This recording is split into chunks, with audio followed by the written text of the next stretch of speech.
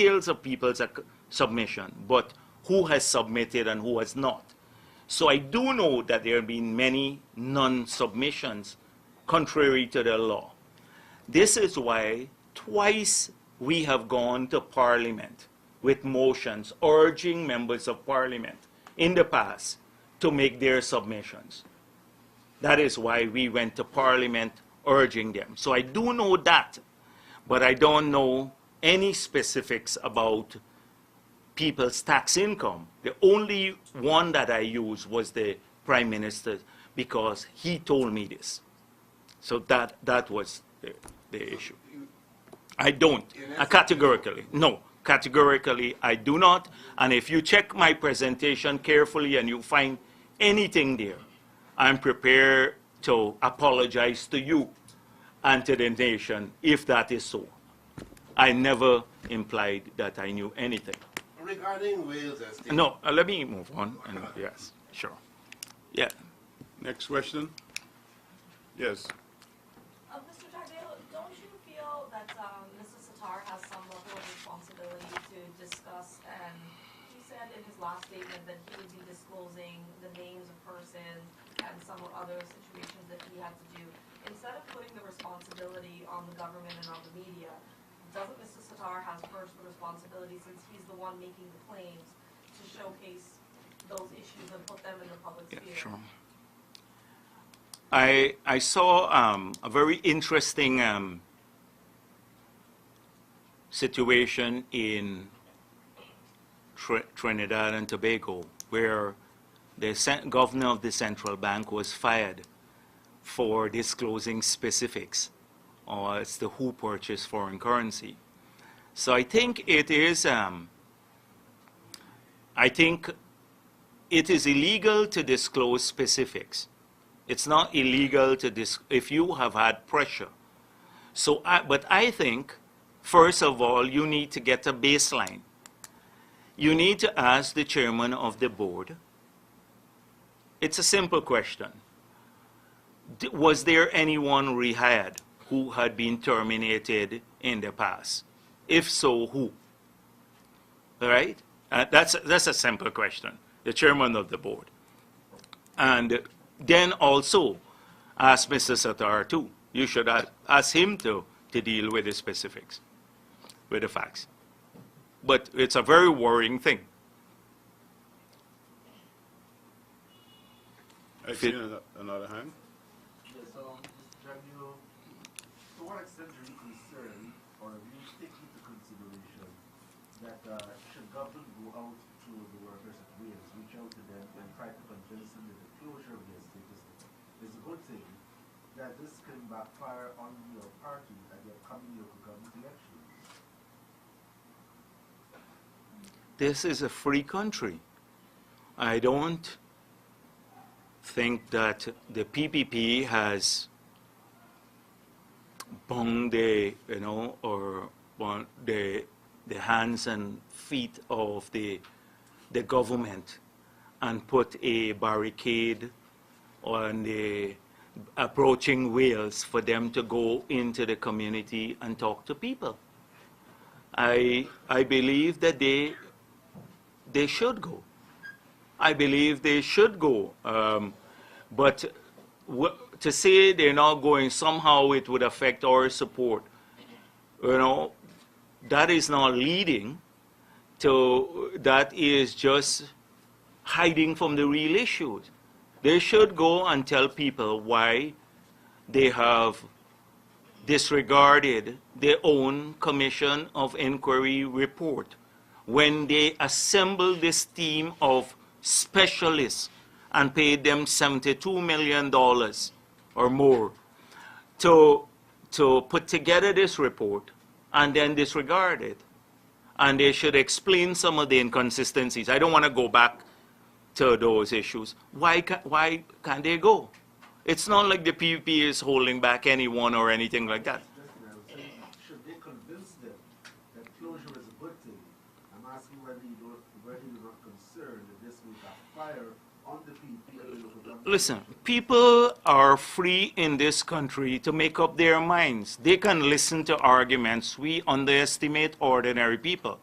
So I'm now worried about support for local government. I'm worried about the cane farmers who employ hundreds of people, who have been supplying $800 million of cane to the factory in 2014, who will, and now it would be impossible for them to transport their cane to IFLOT because they don't have a waterway.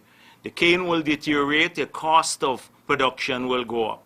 Secondly, I'm worried about the 1,700 odd persons who are working in Wales, because when GAU asked them, how many people would be rehired, etc., they don't have specifics.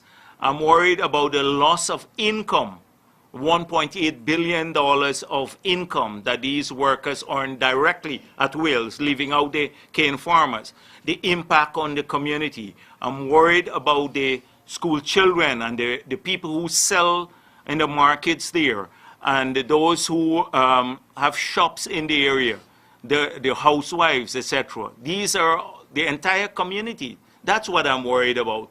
If they do well, I think PPP can fight its politics not in the gutter all the time. We'll go and convince people that we can do a better job than APNU, but not at the extent of bringing misery to them, to want to cause them further misery.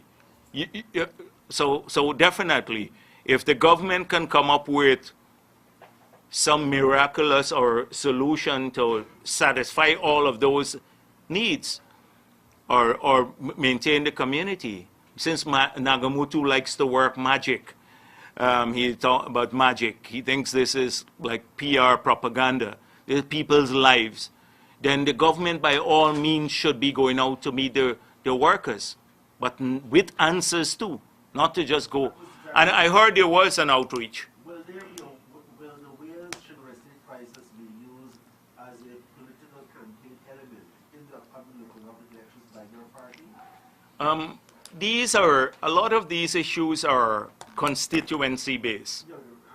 Constituency-based. So there is a group of people in that area, AP, who will be, I'm sure that they'll be raising it on the campaign trail in Wales. How much relevance it would have for, say, an Essecubo NDC, I'm not sure, but definitely in that area, the concerns of people will be major, and of course the other sugar areas too, because they're watching how the government has treated, Wales.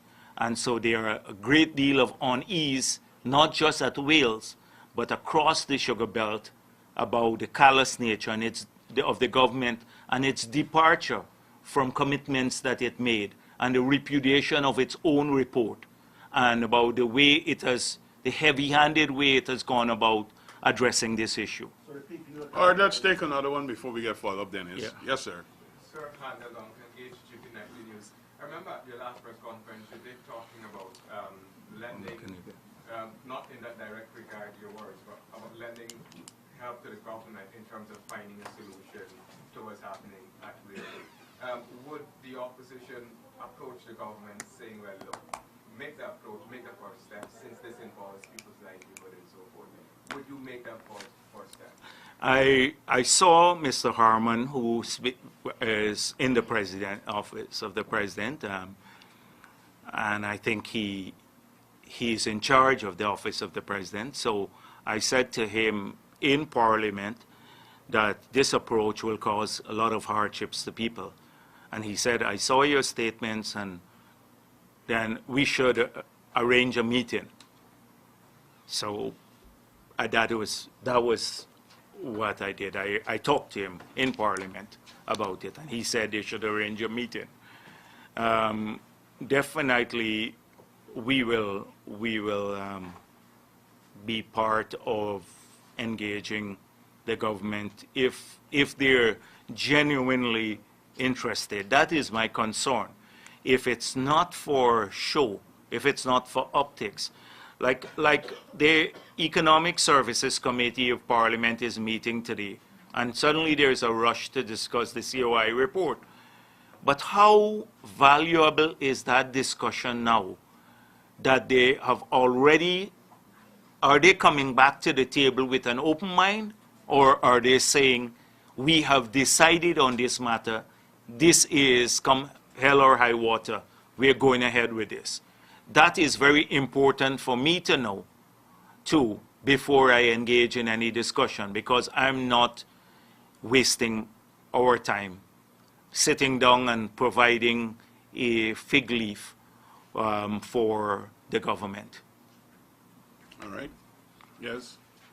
Yeah, my question is, what is your response to the government who would have revealed or announced that scaling is actually overpriced? Yeah, but I don't know about reveal. How do you reveal in a tender? A public tender went out. There were two bidders. The Booker T team, and at that time Errol Hanuman was part of the Booker T team. They were part of the evaluation of the bids. The bids were not evaluated by the cabinet. They were evaluated by a team comprising members of the Booker T group. They made the recommendations to the cabinet.